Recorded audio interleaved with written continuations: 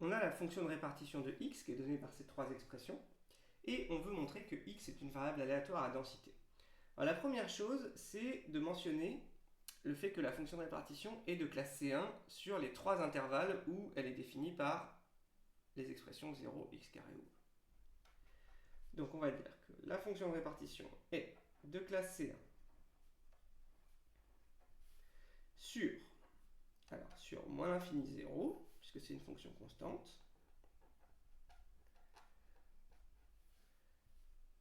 sur 1 plus l'infini, pour la même raison, et également sur 0,1, alors plus exactement la restriction de la fonction de répartition au segment 0,1 est de classe C1, ici on fait un petit abus de langage, et bien parce que c'est la fonction carré, ou un polynôme, ou un monôme.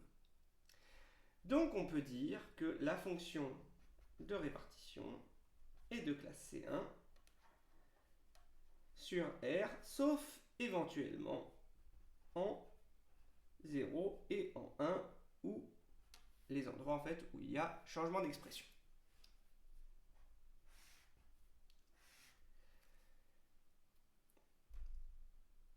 Maintenant, ce qu'il faut faire, c'est vérifier que en 0 et en 1, il y a continuité. D'accord? On accepte que la fonction de répartition ne soit pas de classe C1 en 0, par exemple, ou en 1, mais il faut au moins qu'il y ait continuité. Alors, pour vérifier la continuité, il faut vérifier que en fait, les expressions données se raccordent bien. Donc on va faire la valeur en 0. Alors c'est 0 au carré. Et on va faire la limite à gauche et la limite à droite.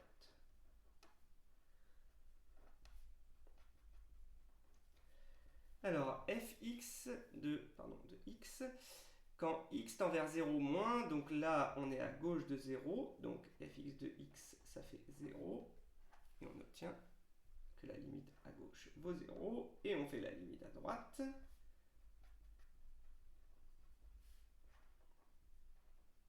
Alors à droite de 0 l'expression c'est x carré, et ça fait 0. Et donc là on obtient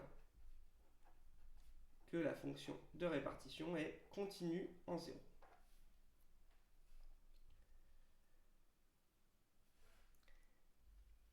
De la même manière, on va montrer que la fonction de répartition est continue en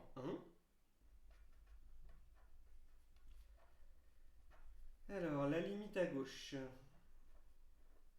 on regarde 1 moins de fx de x. Alors, en 1 moins, l'expression c'est x carré. Donc ça fait 1 au carré, ça fait 1. Et en 1 plus, cette fois-ci, l'expression de la fonction de répartition, c'est 1, fonction constante.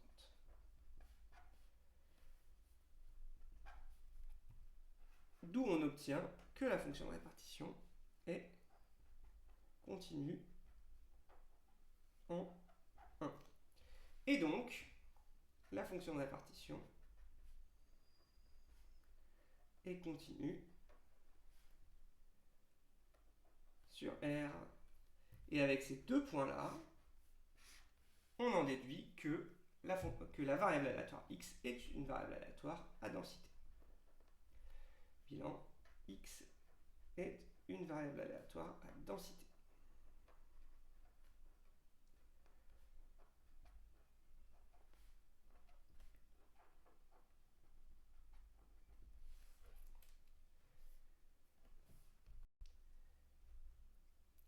Le barème sur cette méthode-là, ça serait un point pour la première partie, classe C1,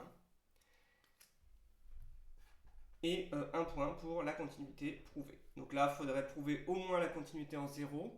Pour la continuité en 1, vous pouvez dire que ça fonctionne de la même manière. Donc, de même, fx est continu en 1, ou détailler la continuité, ça va aussi bien sûr.